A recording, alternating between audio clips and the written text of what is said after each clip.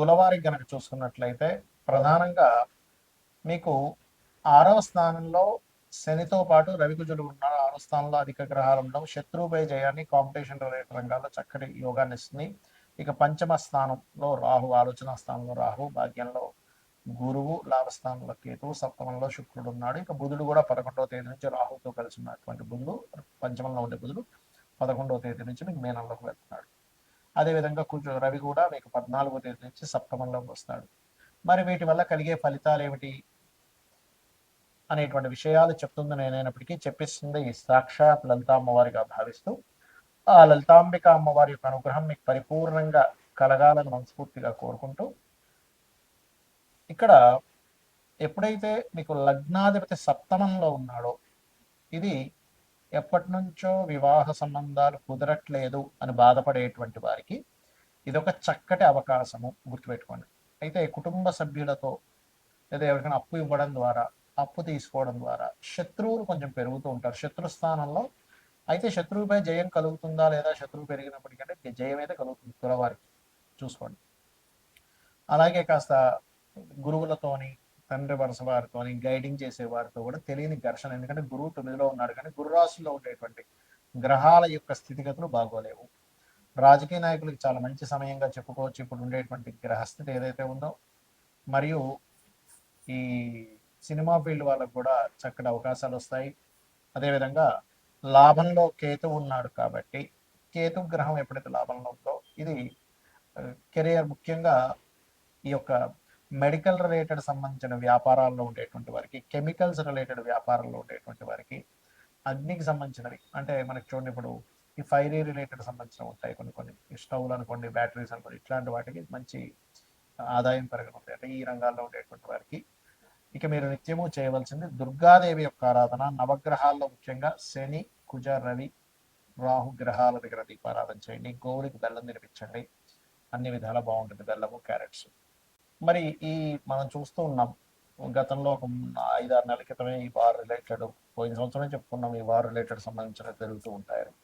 చాలా మంది అడుగుతుంది ఏంటంటే ఈ వార్ రిలేటెడ్ సంబంధించిన వాటి మూలంగా ఫ్యూచర్లో ఇంకా ఎలా అవ్వనుంది అని చాలా మంది నాకు ఫోన్ చేసి అడుగుతున్నారు. ఎందుకంటే గతంలో మనం ప్రిడిక్ట్ చేశాం కాబట్టి దాని గురించి చాలా మంది అడగడం జరుగుతుంది. ఏమంటే ఈ వారు 10-15 రోజులు ఆగిపోతుందా, లేకపోతే నెలల తరబడి వెళ్తుందా అనేటువంటి.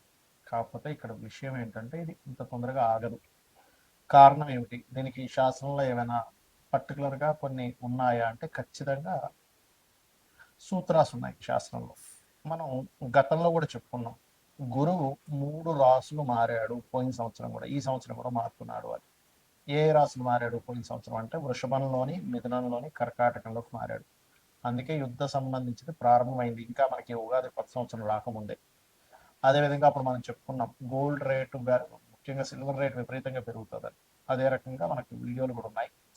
అండ్ పీఠాధిపతులు గొడవలు పెట్టుకోవడం ఇవన్నీ కారణం అది. అయితే ఈ సంవత్సరం కూడా కర్కాటకంలో మనకి మిథునంలో ఉండేటువంటి గురువు కర్కాటకంలోకి, సింహంలోకి మారుతున్నాడు. గతంలో ఏం జరిగింది, వృషభంలో ఉండే గురువు మిథునంలోకి వచ్చి కర్కాటకంలోకి వచ్చి మళ్ళీ వెనక్కి వచ్చాడు. సో ఎప్పుడైనా సరే 3 రాసులు మారేటప్పుడు అది జన నష్టాన్ని, అందులో ముఖ్యంగా యుద్ధపరంగా విపరీతమైనటువంటి జన నష్టాన్ని కలిగిస్తుంది.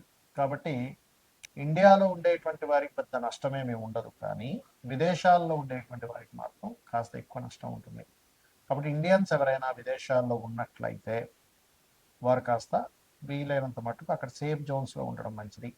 ఇప్పుడు Saudi countries, Dubai countries, America పర్టికులర్గా, ఎందుకంటే ఇది న్యూక్లియర్ సంబంధించిన దాడులు అంటే మనకి చూడండి మనకి హీరోసీమా, నాగసాకి మీద వేశారు అప్పుడు ఒకసారి.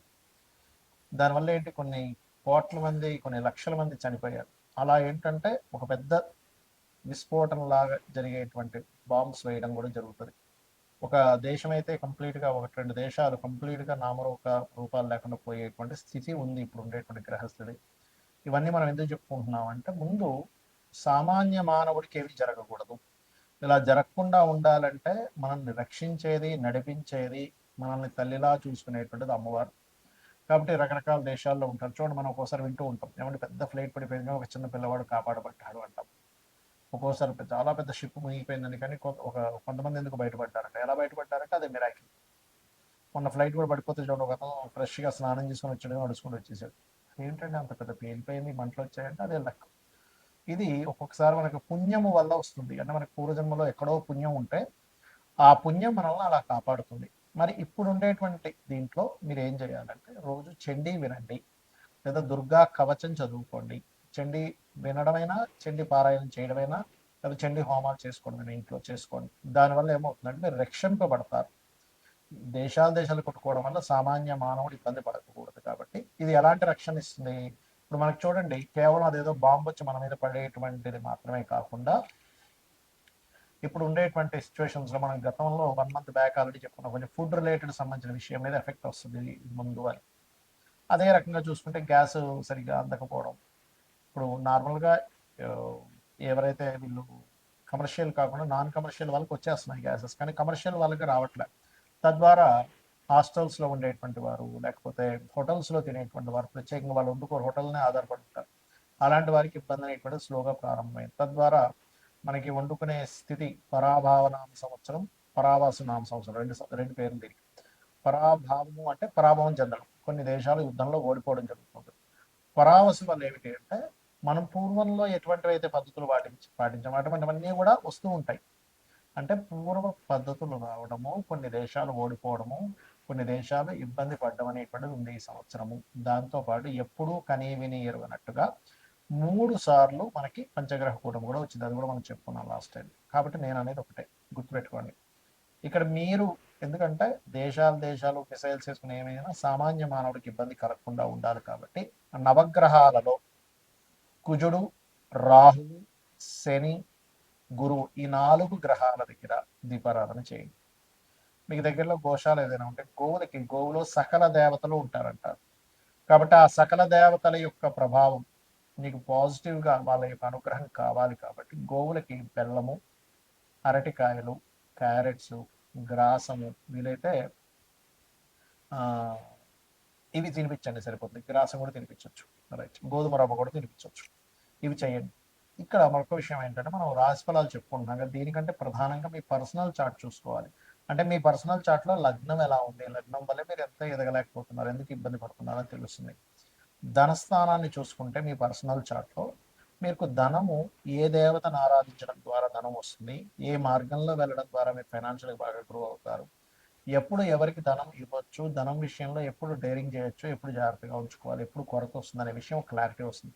అదేవిధంగా అన్నదమ్ముల విషయం కావచ్చు, చదువు విషయం కావచ్చు, సంతానం విషయం కావచ్చు, వివాహం ఎప్పుడు చేసుకోవాలి, ఎప్పుడు చేసుకోకూడదు అనేటువంటిది, కెరియర్ పరంగా ఎటువంటి కెరియర్లో మీరు సెట్ అవుతారు, వ్యాపారాలు మీకు కలిసి వస్తాయా లేదా, విదేశాలకు వెళ్ళాలి, ఇక్కడే ఉండాలి, ఇలాంటి అనేకమైనటువంటి అంశాలు మీ పర్సనల్ చార్ట్లో ఉంటాయి. సరే, మీ పర్సనల్ చార్ట్ తెలియదు, అలాంటప్పుడు నిత్యము లలితా సహస్రనామాల యొక్క శ్రవణము, పఠనము చేయండి. ఖచ్చితంగా మీకు బాగుంటుంది. శ్రీమాత్రే నమః.